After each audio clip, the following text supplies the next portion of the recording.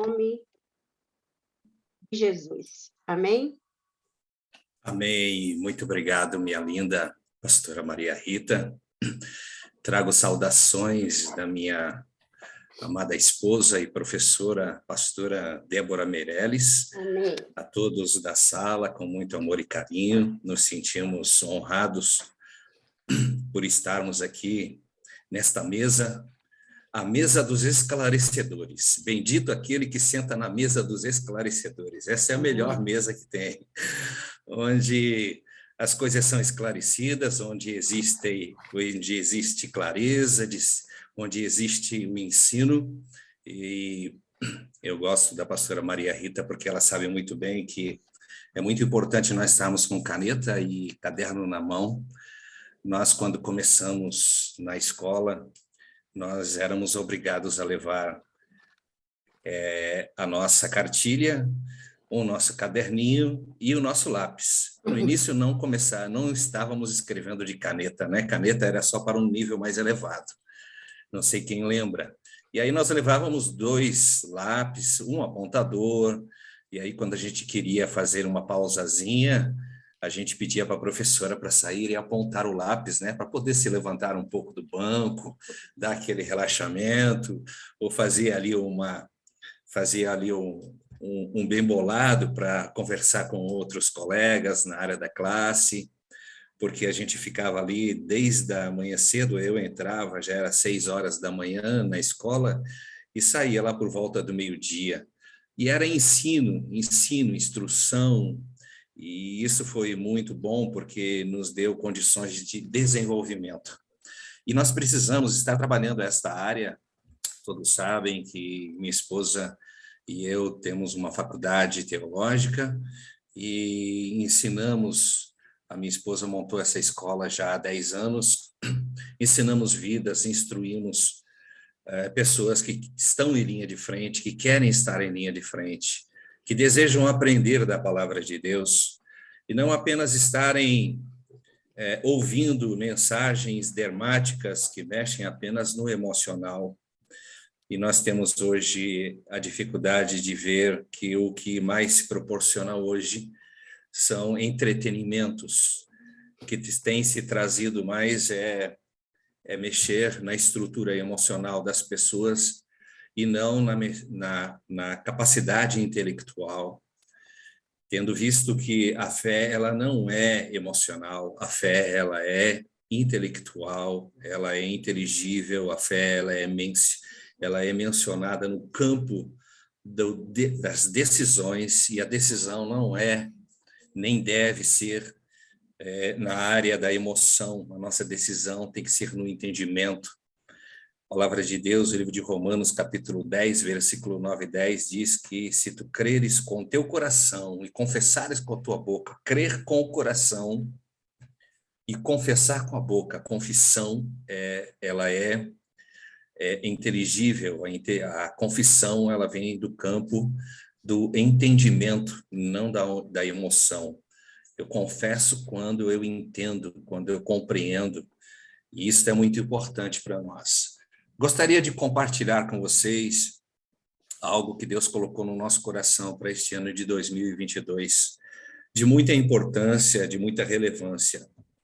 Minha esposa e eu temos trabalhado nessa área do ensino durante anos. Nos capacitamos e temos as nossas qualificações acadêmicas dentro da área do ensino, não para que nós tenhamos diplomas pendurados na nossa parede, mas para que nós possamos ter condições de ter um entendimento mais elevado, para podermos levar a palavra de Deus como ela deve ser levada. E Deus, neste final de ano, me leva a estar pontuando, a estar trazendo uma pontuação bem mais específica para o seu povo, para os seus filhos. E essa especificação eu recebi como um referencial a passagem lá no livro de Mateus, capítulo 3, versículo 3. Mateus, capítulo 3, versículo 3. Você vai ver ali João o Batista, não é João o apóstolo, mas João o Batista. João o Batista foi o último profeta do Antigo Testamento. Uau! João não está no Novo Testamento? Como é que o senhor já está dizendo que o senhor deve estar errando aí, né? Que está dizendo que ele é do Antigo Testamento. João, ele é o último profeta do Antigo Testamento. Terminou ali. João termina ali a parte profética. Ali se extingue ou termina a profecia e entra ali a graça, entra Jesus Cristo. Entra a outra manifestação, um outro período de Deus, e nos traz um novo cenário. A palavra de Deus diz que, o próprio Paulo referencia, que antes Deus nos falava através dos profetas e através dos sonhos. Hoje ele nos fala através do seu Filho, Jesus Cristo. É através de Jesus que nós recebemos as orientações.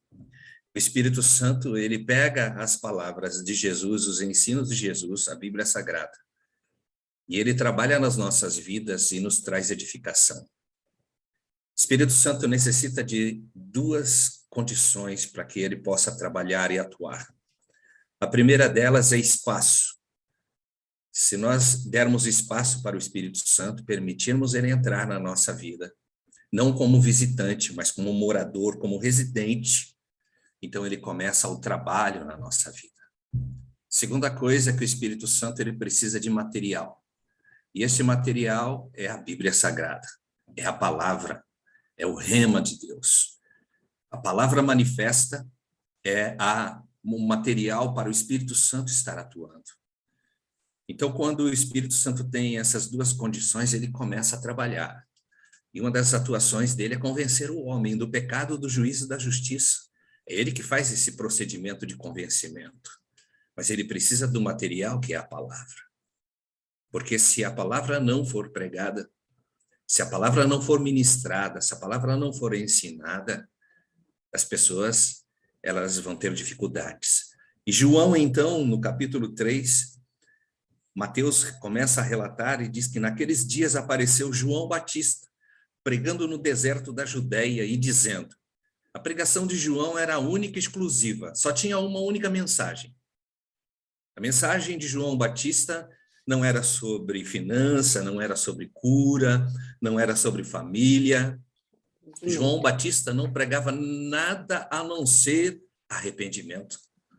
E ele diz, arrependei-vos, porque é chegado o reino dos céus. E quando nós paramos nesta palavra, nós vamos então ampliar a nossa mente, e a minha motivação aqui está provocando uma tempestade mental em vocês, para pensarmos, para analisarmos. Nós não podemos ficar apenas ouvindo a palavra acomodados, nós temos que ruminar nela, nós necessitamos de pegar a palavra, e essa palavra tem que produzir algo em nós, ela tem que me afetar, ela tem que mexer comigo. A palavra de Deus, ela tem que me colocar na parede. Ela precisa me produzir mudanças. Ela tem que me confrontar. Ela não pode me confortar, ela tem que me confrontar. A palavra de Deus, ela necessita dessa confrontação. Porque quando eu sou confrontado com a palavra, eu mudo. Para que você possa ter músculos, é necessário que haja uma confrontação com o peso. Você ficar sentado apenas, você não vai ter uma musculatura adequada.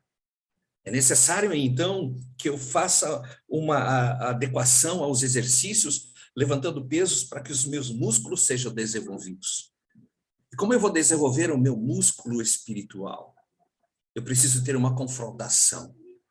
Por isso, quando eu entro em zona de combate, quando eu entro em zona de conflito, eu creio que Deus está me colocando ali naquele momento para que eu possa ser confrontado naquilo e ter vitórias, para que eu possa ter êxito. Então, eu não fujo das batalhas, eu não fujo das dificuldades. Quando eu creio que é Deus que está me colocando ali, não quando eu os crio. Uma coisa é você criar o problema, outra coisa é Deus te colocar numa situação para que você possa ser confrontado. Foi a primeira coisa que Deus fez com o seu filho. A partir do momento que Jesus começa o seu ministério, ele é levado pelo Espírito Santo, após ser batizado, é levado para o deserto. E quando ele é levado para o deserto, ele vai ter momentos de confrontação. Ele passa por um período de jejum, de oração, de 40 dias naquele local, sem conversar com ninguém, sem comer nada, sem visitar ninguém. E ali era ele, na parte espiritual, no seu desenvolvimento, também psíquico e físico. Porque o jejum, ele não atinge apenas a parte espiritual. E todos nós temos essa mobilidade de levar tudo para o lado espiritual. E nem tudo é espiritual. Eu sou um espírito, eu possuo uma alma e eu habito dentro de um corpo. Eu sou um ser tricotômato. Eu tenho uma tricotomia, espírito, alma e corpo, e eu tenho que tratar das 3 áreas. Eu não posso levar tudo na área espiritual e subir um monte e ir à oração, mas como é que está o psíquico? Como que está a capacidade da psique, da alma, das emoções, das vontades, do intelecto?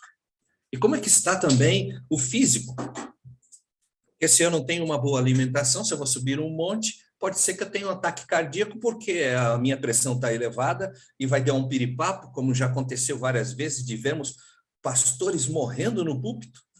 Se você for fazer uma investigação, o problema é que aquele pastor não tinha uma alimentação adequada, não fazia um exercício. Ele não cuidava da parte física. Jesus cuidava da parte física, cuidava da sua psique. E ele tinha o espírito bem elevado. Tanto é que quando ele enfrenta o diabo com as 3 dimensões, espírito, alma e corpo. Então, quando Deus nos leva para outros cenários, e hoje nós estamos num cenário diferente, é importante que você entenda que cenário você está convivendo hoje no ano de 2022. Não é o cenário de 2021, muito menos de 2019. Se você pensa que nós vamos retornar àquele cenário de 2018, está muito enganado. Quando você ouvir uma ministração de que agora é a época em que você vai ver Deus restaurando tudo, pode cancelar, porque isso é profecia humana e não de Deus. Nós estamos indo para um cenário de confronto. Nós estamos vivendo momentos de confronto, porque o mundo está em guerra. Contra quem? Contra o nosso Pai. Gente, o mundo está em guerra contra o reino de Deus. Dá para perceber isso? Dá para perceber que o mundo está em guerra contra os conceitos da palavra de Deus, contra a Bíblia Sagrada, contra a família. Dá para perceber que o mundo levantou as suas estratégias, e isso é muito interessante, porque muita gente não sabe, mas o inferno, Satanás, tem uma estrutura tática, sistemática. Satanás não está sozinho. Ele tem os seus anjos. Ele tem os seus mandados. E no Brasil, então? No Brasil, ele tem Ivete Sangalo. No Brasil, ele tem esses coordenadores da mídia. No Brasil, ele tem Gilberto Gil. No Brasil, ele tem grupos políticos que levantam comunismo. No Brasil, ele tem juízes no Supremo Tribunal Federal, bem estruturados, para dar abertura para a pedofilia. Aqui no Brasil, não sei se você sabe, mas o ministro disse que é direito à pessoa fumar maconha. É um direito dela. É direito. Como que é direito? É direito ela, então, consumir uma droga que é ilícita? Agora, não é direito eu optar ou desejar não usar máscara e não ser vacinado? Isso não é direito, isso é obrigação. Nós estamos vivendo uma estrutura de guerra. Essa guerra que nós estamos enfrentando é uma guerra ideológica. É uma guerra contra o reino de Deus. E aí aparece João Batista declarando: arrependei-vos, porque é chegado o reino dos céus. E essa palavra arrependimento é que eu quero chamar-lhes a atenção. Como uma pessoa pode se arrepender? O que é necessário para o arrependimento? Qual a característica necessária para que uma pessoa possa ter arrependimento? O arrependimento só acontece quando uma pessoa tem consciência, capacidade de discernimento. Uma pessoa que tem retardamento mental, ela não tem capacidade de consciência. Ela age pelos seus instintos, porque a consciência dela foi afetada. A consciência dela está desequilibrada. Por isso que ela tem uma síndrome. João Batista chamava as pessoas para o arrependimento, mas para que as pessoas se arrependessem, ele tinha que apresentar o pecado. Ele tinha que apresentar a verdade. As pessoas tinham que pensar que o que elas estavam fazendo era errado. Quando nós ministramos a palavra, quando nós ensinamos a palavra, quando nós instruímos, as pessoas elas se deparam com a verdade, então elas vão fazer as suas opções, a sua escolha. E só existem duas escolhas, aceitar ou rejeitar. Jesus veio para os que eram seus, mas os seus o rejeitaram, não o aceitaram. Porque não acharam que ele era o Deus verdadeiro. Não tiveram as suas consciências apuradas. As consciências deles estavam afetadas. Eles tinham dificuldade de discernir quem era Jesus Cristo. E a problemática que nós estamos vivendo hoje é esse. Eu não estou falando do mundo, eu estou falando no nosso meio. Eu estou me dirigindo ao nosso grupo das pessoas da fé.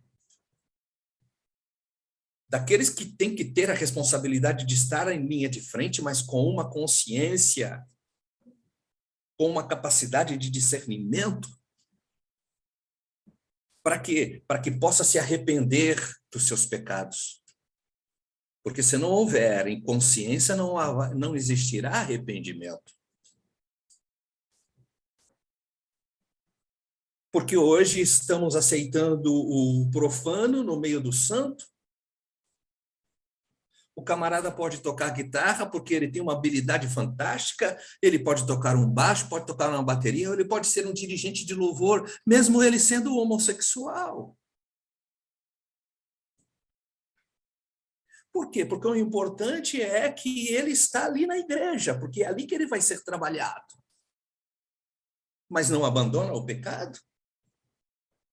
Mas a minha Bíblia está escrito que Deus é amor e que Deus ama o pecador. Me mostra na Bíblia onde Deus ama o pecador. Não existe, você não vai encontrar.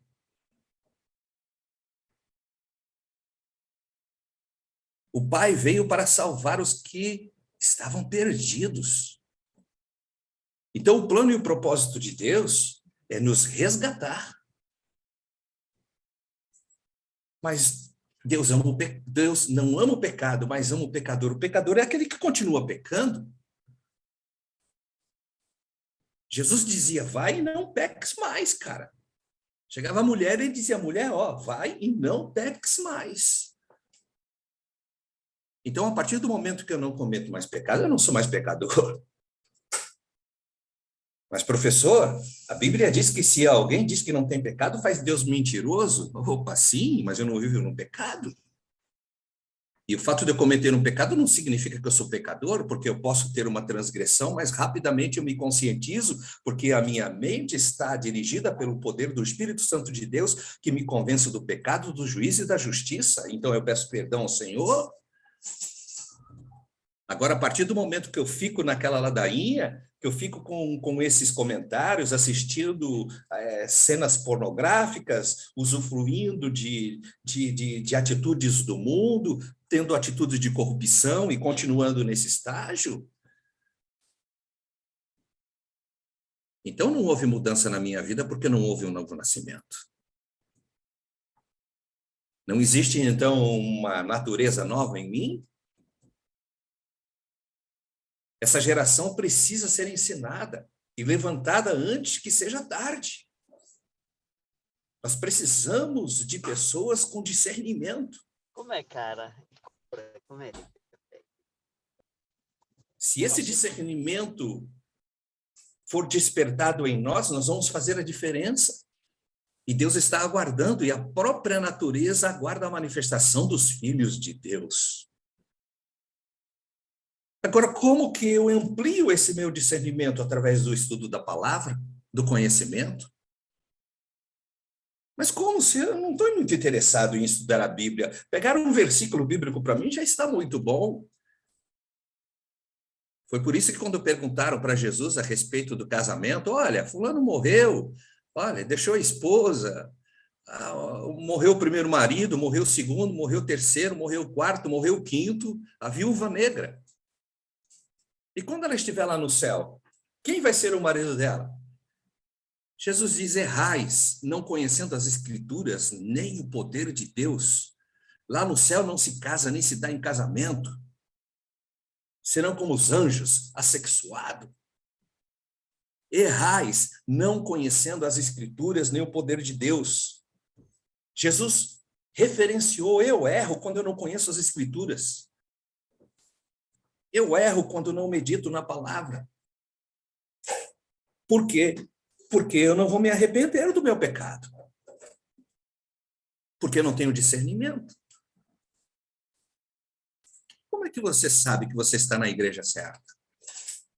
Como é que você sabe que a igreja que você está é a igreja que está junto com todos que vão te levar para o céu? Como é que você sabe? Como é que você sabe que a igreja que ali é a irmãzinha que vai na igreja católica, que todo domingo ela vai na missa, e lá na missa ela dobra o joelhinho dela na cadeira, no banco, ela senta, ela pega a homilia, ela pega o papel, ela faz a leitura, ela ouve o padre fazer a pregação em latim. Como que aquela senhorinha de 83 anos que sempre foi na igreja católica, como que ela sabe se ela está certa ou não? Então, o discernimento me leva a entender, porque existe uma lista de discriminação, sim, para que eu possa saber o que é certo e o que é errado. Existem vários. O próprio Jesus disse, sem santificação ninguém verá o Senhor. Eu sou o caminho, a verdade e a vida. Ninguém vem ao Pai se não for através de mim. Isso é a condição de discernimento. Nós estamos vivendo hoje em um momento, em uma outra atmosfera, num novo panorama, que precisamos de discernimento, para nós não sermos engordados com este mundo, porque senão nós estamos vivendo amedrontados. O crente hoje está cheio de medo, paura. Tem dificuldade de se expressar e de falar a respeito do amor de Deus, da graça de Deus. Porque não tem o discernimento e também não tem a capacidade para poder ter a manifestação como um soldado de Cristo. Como Paulo diz, combati o bom combate, corri a carreira que estava proposta, guardei a fé. Eu tenho que ter procedimentos para isso. E isto vai acontecer quando eu tiver discernimento, para que eu possa entender o que eu preciso desenvolver na minha vida e como estar me manifestando. Muitas pessoas hoje, igrejas, estão aí repreendendo Jezabel, o espírito da Jezabel. Vamos fazer um trabalho para repreender o espírito de Jezabel. Pare de se preocupar com Jezabel. Jezabel só existe se tiver Acabe. Se não tiver Acabe, não tem Jezabel, gente. Mata o Acabe para você ver se vai ter Jezabel na vida. Mas Jezabel existia por causa de Acabe. Aí fica aí, vai na igreja católica e levanta a mão e sai espírito de Jezabel. É criação ideológica, coisas que vai ler a palavra de Deus. Medita na palavra, se posiciona, tenha o discernimento espiritual para entender que o que Deus quer hoje não é um berçário. Deus não vem buscar um berçário, o que Deus vem buscar é uma noiva. E quando Está tendo um casamento na igreja, ninguém se levanta para ver o noivo. O noivo não é o centro das atenções. E o noivo já está lá na frente aguardando. Mas quando a noiva entra, todo mundo se levanta. Os olhos das mulheres se direcionam todo para ela, para ver que cor de roupa que ela está usando, se está usando grinalda, se está com maquiagem, se ela emagreceu porque ela estava gorda, se ela levantou, se ela está de salto, se não está. Que tipo de noiva que Jesus vem buscar? Você acredita que Jesus vai levar uma noiva toda borrada? Você acredita que Jesus vai levar uma noiva infantil? Falando gugu dadá? Você acredita que Jesus vai levar uma noiva que ainda toma mamadeira? Você acredita que Jesus vai levar uma noiva em que ela está no rios, fazendo rios, dancinha de Ivete Sangalo do Bafoné?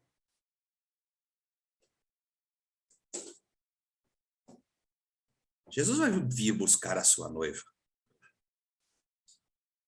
Quando fala sobre as 10 virgens, 5 delas loucas e 5 prudentes. Loucas porque elas não se prepararam para aquele momento. Elas ficaram sem o óleo, porque o noivo atrasou. Propositalmente o noivo atrasou. Uma coisa, elas tinham pontualidade. Elas chegaram antes do noivo. Isso é uma virtude. Pontualidade. Mas a pontualidade não salva. Ela é uma característica do cristão, mas não salva. A prudência é uma característica que salva. Porque Jesus disse, sejam simples como a pomba, mas prudente como a serpente. A prudência me livra de laços. A prudência me livra de encrenca. A prudência me livra da queda. Quando eu sou prudente, eu não vou para o caminho errado. Eu não coloco os meus olhos nas coisas erradas. Isso se chama discernimento. Por isso que quando João Batista diz arrependei-vos, mas João, como é que as pessoas podem se arrepender? Porque ele vinha ministrando a palavra de arrependimento. A mensagem dele era arrependimento. E quando chegaram as pessoas ali até ele, quando ele estava pregando a mensagem, ele olhou para um grupo de pessoas e falou, raça de víboras, quem vos ensinou a fugir da ira de Deus? Porque eu não fui. Como é que ele discerne que aquelas pessoas ali não queriam se converter? Está faltando isso hoje em nós, esse discernimento para entender que certas pessoas que hoje que se aproximam de nós, elas não querem conversão. E muitas delas querem nos intoxicar e nos tirar da presença de Deus. Então, seja sempre como a pomba, mais prudente como a serpente. Não se deixem enganar. Nós precisamos deste posicionamento. Nós temos que entender que só começar bem não vale. O importante é terminar bem.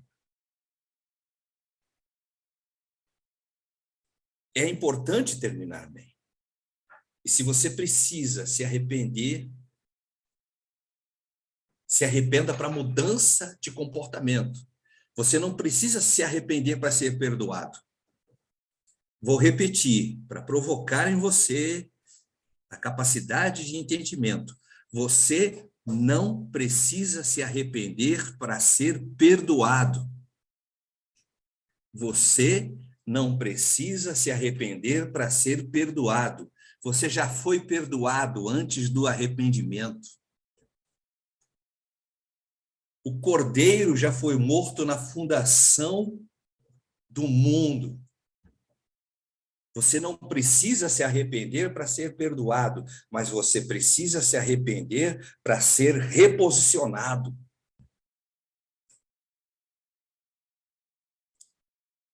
Eu tenho que me arrepender para que eu me reposicione com Cristo, para que eu tome vergonha na cara. para que eu tome postura de homem, de mulher, de filho amado, não de bastardo. O filho que saiu da casa, filho pródigo, ele voltou com as próprias pernas, o pai não foi buscar, o pai estava lá aguardando. Porque o filho sabia que aquele era o único caminho. Ele teve discernimento. E nós não podemos embotar o nosso discernimento. Existem duas condições. Uma que o apóstolo Paulo fala, que nesses finais de tempo, o nosso discernimento seria embotado. E as pessoas hoje estão permitindo que isso aconteça. Como? Com um cenário hoje, que se apresenta que é um cenário apenas da manipulação midiática. Hoje, as pessoas estão mais interessadas em ver o holograma. Que hologramas são esses? O holograma que nós temos aí do Facebook, o holograma que nós temos aí nas redes sociais. Esses hologramas são até manipuláveis. A pessoa vai fazer uma live, vai fazer uma apresentação, ela coloca olho verde, ela tem olho preto, ela coloca cílio, coloca óculos, ela faz uma maquiagem que quando a gente olha na live dela, fala, uau, esse daí realmente é uma artista de cinema. E quando a gente olha pessoalmente e fala, meu Deus, que capeta, o que aconteceu com essa mulher, Jesus querido? Mas aquele é o real dela, o que ela estava apresentando era o holograma. Uma vez eu estava assistindo uma live, a irmã, a pastora, estava dizendo, gente, me dá licença, que eu estou com o celular da minha filha, eu nem sei mexer nisso direito, olha a mentira, que mentirosa, e ela estava colocando ali os filtros, colocando óculos, ela colocou bigode de gata, orelha de coelhinho, e mexendo um monte, gente, me desculpa, que eu não sei mexer. Que sabe, irmã? Fala a verdade. Tu quer dar uma restauração na fachada que não é a fachada, irmã. Não é a cara que é importante. Tem integridade da alma. O que você está vendo aqui é natural, gente. É isso aqui mesmo. Estou usando barba, cabelo, não tem filtro, não. Nada contra usar o filtro. Queria usar, irmã, glória a Deus, louvado seja o nome do Senhor por causa do filtro. Mas não engana, porque não adianta apresentar. Você olha às vezes para um camarada e fala, o cara parece Coca. Não, o cara é Fanta, meu. Oh, não vai, não roda. Sem engano. Esse engano começa aqui no campo da mente. Porque não se tem consciência, a consciência está cauterizada. Está dando para entender? Jesus não vai buscar um holograma de igreja. Jesus não vai buscar uma igreja infantil. Jesus não vem buscar uma igreja abobada. Quando a gente vê cada situação, a gente parece... Nós olhamos hoje no Instagram, mas como tem gente abobada? Como gente que fica abobada com certas coisas, eu vejo certas colocações que eu... Meu Deus, como é que pode? Tem até no Reels um áudio que tem uma voz de um garoto, de uma criança dizendo, meu filho, minha avó me dizia, tu vai ver coisa, tu vai ver coisa. E eu dizia, é mentira de dindinha. E olha, gente, o que nós estamos vendo hoje, porque falta discernimento, maturidade da igreja. E nós precisamos desta maturidade. Nós temos que ter essa maturidade. Para quê? Para que nós possamos nos aproximar das coisas que importam. Para fazer a diferença. João Batista fez a diferença. Ele pregava, arrependei-vos. O último profeta do Antigo Testamento. Jesus vai até ele para pegar a legalidade, para poder começar o seu ministério. Jesus não começou o seu ministério sem receber a legalidade de João Batista. João Batista era o último profeta do Antigo Testamento, e ele tinha a legalidade de ligar no céu e desligar no céu, ligar na terra e desligar na terra. E Jesus vai até ele e diz: João, você precisa me batizar. E João disse: quem? Eu não sou digno nem de desatar as sandálias dos teus pés. Eu sou pobre, cego e nu. Jesus disse para João: João, você tem que me batizar, porque nós temos que cumprir a justiça. Tenho que ter legalidade. A legalidade está na tua vida.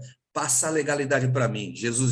João disse para Jesus: entendi a vossa mensagem, ó reverendo, ó poderoso mestre. E João Batista foi lá e batiza Jesus Cristo. Jesus tinha a legalidade, a autoridade que estava sobre João, para que ele pudesse exercer a sua autoridade na terra. Precisava da segunda legalidade, batismo nas águas. Foi batizado. Precisava da terceira legalidade, a unção do Espírito Santo. O Espírito Santo desce sobre ele. E aí ele precisava da terceira legalidade, que era para enfrentar o diabo. Porque Jesus era o segundo Adão. O primeiro Adão falhou.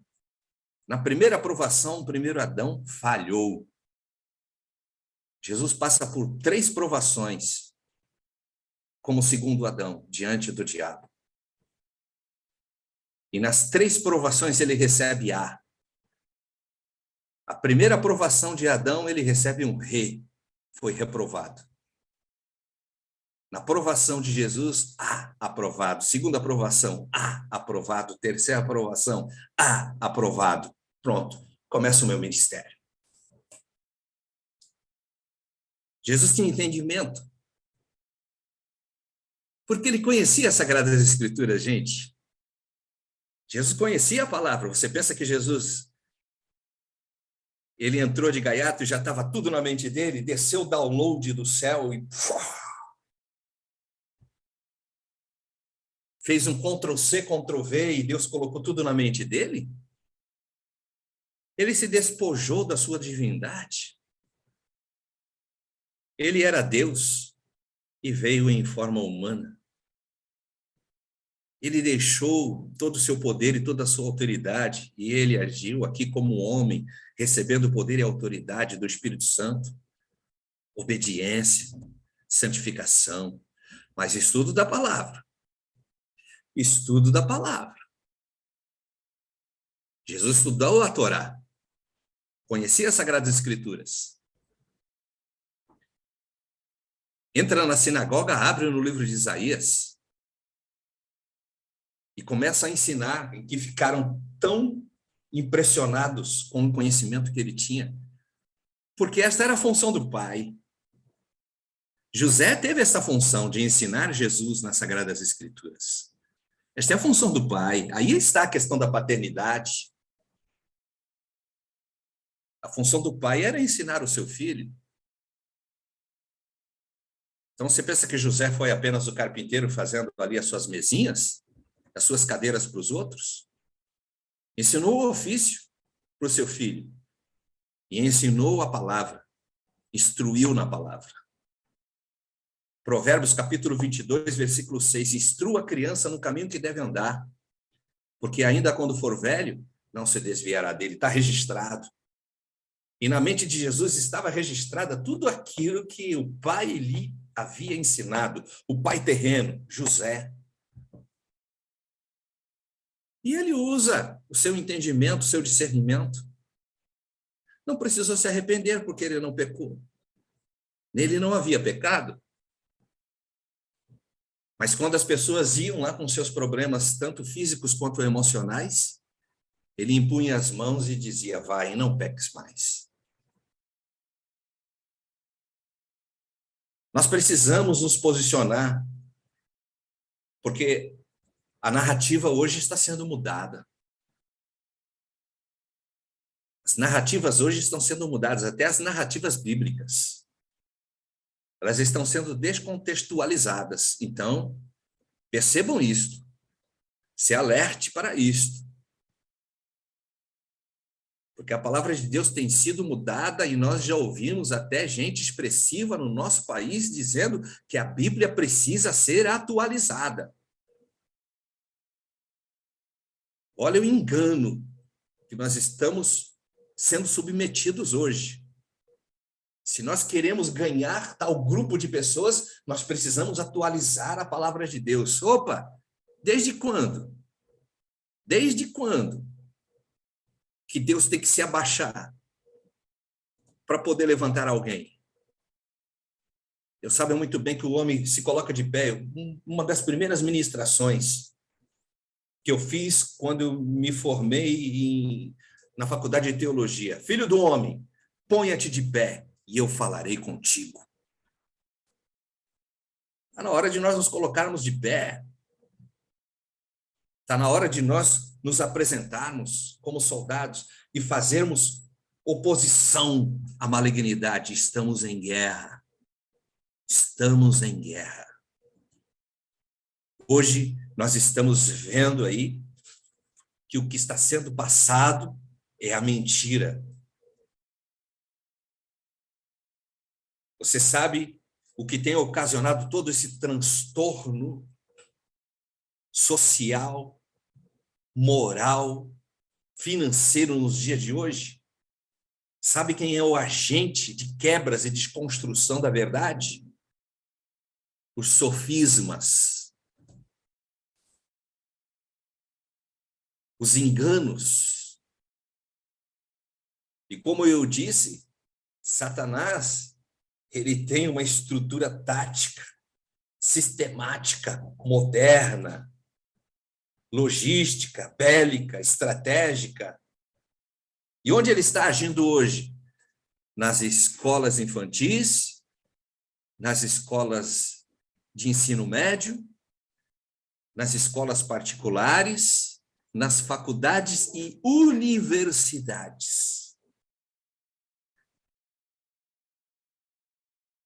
Ele desconstruiu a mente de uma geração de jovens hoje que nós temos, jovens que não sabem sua identidade, que não têm a sua consciência, que fica gritando palavras que nem ele sabe o que está falando, nem sabe o que está dizendo, porque ele não tem conhecimento do dia a dia. Até que horas eu vou, amor? Eu estou perguntando até que horas eu vou, que agora que eu vi é 1h10. Quanto tempo, pastora Rita? Você que sabe, pastor. Quando você fala que esse é o que sabe, está na hora de parar, então. Não, Então, é tá porque o senhor falou o seu horário, né? Então, o senhor, então tá bom. só poderia ficar até... Que se eu embalar aqui, eu vou ir na área do ensino, eu faço que nem minha esposa, eu abaixo a cabeça e eu vou deixando o Espírito usar, e vem o download, eu vou passando. E a gente recebendo, escrevendo. Glória a Deus, glória a Deus. Meus amados, então, para nós terminarmos hoje, que é muito importante, a corrupção, ela não começa, a morte não começa no derramamento de sangue, ela começa na corrupção da mente. Eu tenho batido nessa tecla para ensinar o povo. A morte não começa no derramar de sangue. A morte começa na corrupção da mente. Se a sua mente for corrompida, ali começa o processo de morte. Se a sua mente for corrompida para desconfigurar a imagem do Pai, a imagem do Deus vivo. Uau! É o Cordeiro. O Cordeiro é amoroso. O Cordeiro, conforme disse Isaías, ele foi para o matadouro, não abriu a sua boca. O Cordeiro é amoroso. E nós servimos o Cordeiro. Livro de Apocalipse, capítulo 6, diz: não se escondam da face do Cordeiro, porque o Cordeiro está irado. A pior coisa não é ver o leão da tribo de Judá, a pior coisa é você ver o Cordeiro irado com essa geração irado com essa igreja do jeito que está, irado porque não discerne o certo do errado, não discerne o santo do profano, não discerne a casa do Senhor, casa de oração, a busca. Está na hora de a gente ter esse discernimento. É uma qualificação supra-hipra importante para este ano de 2022, porque Jesus disse que nos finais dos tempos, se possível fora, até os escolhidos seriam enganados. Sabe o que é a condição de engano? Você pensa que o engano está vindo aí através da macumbaria, através do islamismo, o engano está vindo dentro da igreja. O engano está vindo do púlpito, porque não discerne. Faça como o crente de Bereia, Paulo, um dos maiores apóstolos, ensinadores da palavra de Deus, profundo conhecedor das Sagradas Escrituras. É Paulo que vai pregar, não importa. Quero ver se está aqui, o que ele está falando está aqui, ó. Se tiver aqui, não importa se é Paulo, Pedro, João, Nálio, não importa. Está aqui. Isso eu aceito. Não vai mudar o meu conceito, não vai mudar a minha fé, não vai mudar a minha perseverança em Cristo Jesus. Nós precisamos hoje estar em linha de frente. Eu estou aqui nessa sala. Não é para acalentar ninguém, nem para passar a mão na cabeça de ninguém. Eu sou raiz. Sou de linha de frente. Eu sou da época em que era escola bíblica na parte da manhã, lá no porão da igreja, Assembleia de Deus. Não tinha ventilador, não tinha ar-condicionado, e ficava ali sentadinho, ouvindo a palavra e sendo ministrado na palavra de Deus. E hoje, crente, se não tiver ar-condicionado, eu não vou para a igreja. Ou fica naquele levanta para ir beber água. E grupo de louvor, vai lá, toca, faz a apresentação midiática dele, canta, Senhor, te adoro, daqui a pouco sai todo bando de tocador, de músico, de levita, sai todo mundo e vai lá para o fundo da igreja para ficar fofocando e não vai ouvir a mensagem e a palavra de Deus. Estou errado? Na minha igreja tinha 3 bandas. 3 bandas. Descia, copinho de água para todo mundo aqui. Só sai da igreja quando eu sair. Vamos ministrar todo mundo junto. Desceu, está ali, a cadeirinha de vocês está toda reservada. Vai todo mundo ouvir a palavra. O que é? Show? Por isso que minha esposa estava ouvindo aqui agora, aquela tal de Priscila Alcântara, né? Que foi aí para Fátima Bernardes, e a taróloga levanta uma carta para ela. Eu estava aqui estudando e ouvindo ali o que o camarada estava dizendo, e ela recebe a carta da taróloga. Sabe por quê? Porque saiu do gospel, né? Saiu e foi para o mundão. Fez o sentido contrário. E aí, quando uma dessa daí tem um acidente, quando morre, quando cai o avião, vão os crentes lá dizer, oh, meu Deus, oh, chorando. Eu não vou ficar chorando pelo ímpio, pela morte do ímpio. Pô, tem muitos crentes aí ainda no comunismo aí que estão sendo torturados. É com esses que eu vou chorar. Pastores que têm sido mortos. Discernimento, gente. Entendimento da palavra. Busque o conhecimento. Estude a palavra. Se matricule numa faculdade. Faça um curso teológico. Aprimore o seu conhecimento. Não fique sentado, não. Você gasta aí R$100 só numa pizza, que você come, fica 6 horas no seu estômago, daqui a pouco você joga fora. Invista no conhecimento. Conhecimento é para a eternidade. Invista no conhecimento da palavra de Deus. Guarde aí, faça a faculdade. Faça, não é para ter um título de bacharel em teologia, mas é para que você amplie a tua mente, para ser usado. Nós precisamos de gente em linha de frente. Soldados capacitados. para que nós possamos estar enfrentando esta luta que nós estamos hoje passando e que vai vir ferrenha neste ano de 2022. Deus te abençoou. Toma posse de todas as bênçãos que Deus já determinou na tua vida. Efésios capítulo 1, versículo 3. Bendito Deus o Pai, do nosso Senhor e Salvador Jesus Cristo, que já nos abençoou com todas as bênçãos espirituais nas regiões celestiais em Cristo Jesus. Tome posse. Em nome de Jesus, pastora Maria Rita, meu amor, obrigado por essa maravilhosa oportunidade que me concede. Como eu disse, não vim passar a mão na cabeça de ninguém. Eu vim para confrontar e trazer para a linha de frente. Obrigada, pastor. Obrigada, pastor. Obrigada, professor. O Senhor Jesus, ele manda a gente crescer na graça, no conhecimento, né? 2 Pedro 3:18. E temos que renovar nossas mentes todas as manhãs, né? Com a palavra do Senhor, né? E João Batista, ele era o exemplo, né? Ali no deserto. Ele não tinha pregações motivacionais, né? Motivacional, né? Motivacional. Ele pregava o arrependimento e todas as pessoas queriam estar ali para ouvir a pregação de João Batista, né? Como era bom estar ali ouvindo aquela pregação. Era tão focado, as pessoas ficavam tão assim, focadas no que ele estava pregando, porque ele estava pregando a verdade, né? E a verdade dói, né? A verdade dói. Mas é uma dor gostosa, né? Porque a gente tem que se arrepender, né? E obrigada, pastor, mais uma vez. Quero te agradecer pela tua disponibilidade, o senhor, a pastora Débora, né?